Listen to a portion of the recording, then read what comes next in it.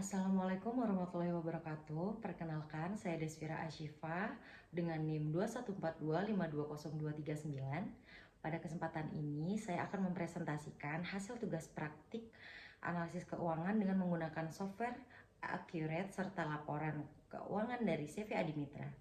Tugas ini merupakan bagian dari pembelajaran untuk memahami proses pencatatan transaksi, pembuatan laporan keuangan, serta analisis rasio secara profesional.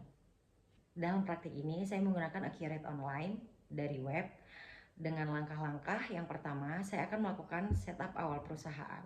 Di awal, karena saya menggunakan akun trial, saya akan menggunakan perusahaan dengan akun trial. Lalu, setelah saya mengisi informasi tentang perusahaan, saya akan mengisi informasi tentang perusahaan secara lebih detail pada pengaturan. Lalu saya klik preferensi dan akan saya isikan semuanya.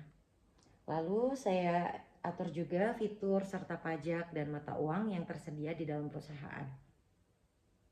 Lalu setelah itu saya akan memasukkan data-data penting seperti jurnal pada kas.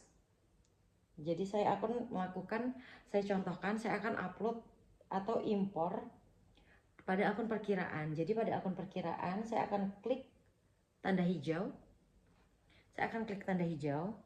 Lalu saya akan pencet tanda panah ke bawah, ada tulisannya impor data.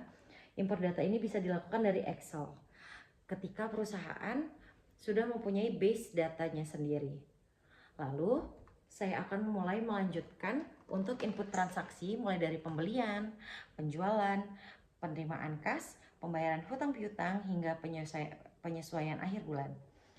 Nah, setelah seluruh transaksi selesai dimasukkan, saya menghasilkan beberapa laporan utama seperti laporan laba rugi, neraca, dan laporan arus kas yang dapat saya lihat pada menu terakhir di web Accurate Online pada daftar laporan. Lalu saya pilih daftar laporan. Nah, pada menu ini memuat semua kebutuhan data keuangan yang kalian butuhkan. Lalu selanjutnya,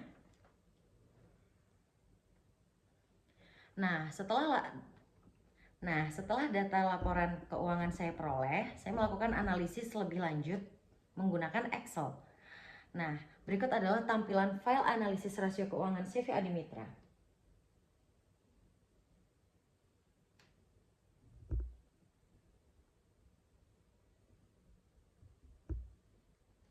Saya memilih rasio keuangan per bulan karena saya menggunakan datanya 1 bulan per 31 Januari 2024. Berikut adalah rasio likuiditas, solvabilitas, aktivitas, dan profitabilitas pada CV Adimitra.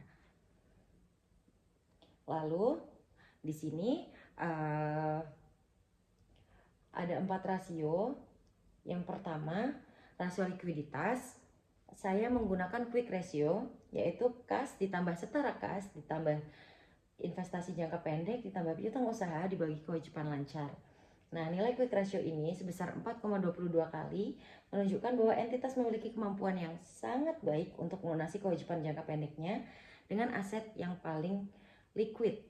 Meskipun terjadi penurunan di bulan lalu sekitar sebesar 6,99 kali, namun nilai ini masih berada pada tingkat yang sangat kuat. Saat ini masih berada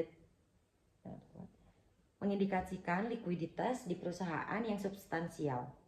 Lalu saya menggunakan rasio solvabilitas, yaitu debt to asset ratio, yaitu total utang dibagi total aset. Nah, rasio sebesar 16% ini menunjukkan bahwa 16% dari total aset perusahaan didanai oleh utang. Nah, pada angka ini relatif dianggap sehat, mencerminkan struktur permodalan yang stabil meskipun terdapat sedikit peningkatan dari bulan sebelumnya, yaitu 13,39% pada bulan lalu. Namun posisi utang terhadap aset masih terkendali. Lalu terdapat rasio aktivitas. Nah, rasio aktivitas ini saya memilih menggunakan turnover ratio. Nah, turnover ratio ini total aset dibagi total aset turnover dibagi total aset rata-rata. Nah, nilai total aset turnover ini sebesar 0,03 kali mengindikasikan bahwa entitas hasilkan volume penjualan yang sangat rendah relatif terhadap nilai total aset yang dimilikinya. Peningkatan dari 0 di bulan sebelumnya menunjukkan adanya aktivitas penjualan yang mulai berjalan, namun angka 0,03 masih relatif rendah, mengisyaratkan bahwa pemanfaatan aset untuk tujuan menghasilkan pendapatan belum optimal, atau entitas mungkin berada pada tahap awal operasional dengan investasi aset yang substansial. Lalu yang terakhir ada rasio profitabilitas. Saya menggunakan net profit margin, yaitu laba bersih setelah pajak dibagi penjualan bersih. Nah, rasio yang lebih tinggi menunjukkan bahwa perusahaan mampu mengubah porsi yang lebih besar dari pendapatannya menjadi laba bersih yang tersedia bagi pemegang saham.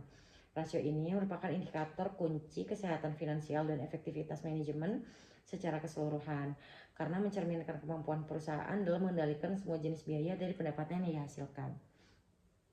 Lalu setelah saya menghitung semua laporan keuangan serta aset yang ada di dalam CV Adimitra, nah setelah menghitung rasio, saya juga menghitung grafik tren, yaitu berupa pendapatan, pengeluaran, dan laba yang ada pada CV Adimitra selama 1 bulan dan per minggu.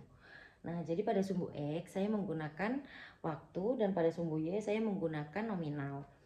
Nah, pada garis biru terdapat pendapatan, pada garis oranye terdapat pengeluaran, dan garis hijau adalah laba.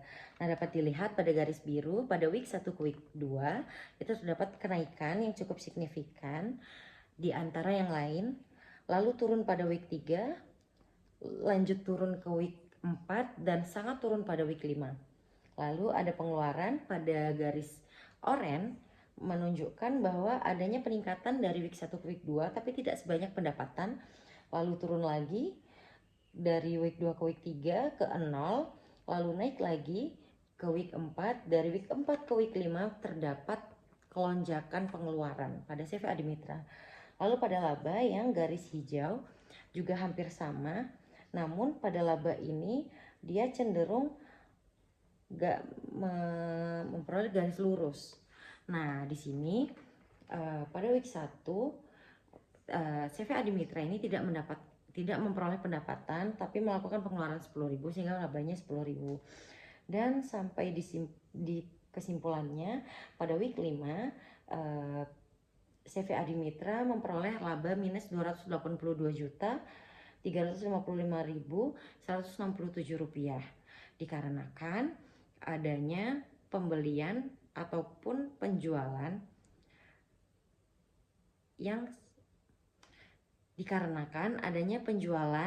dalam bentuk piutang yang belum dibayarkan pada bulan Januari, dan itu tidak menambah pendapatan pada CV Adimitra, sehingga pada Januari 2024 CV Adimitra memperoleh laba yang minus dan cukup panjang dan cukup besar.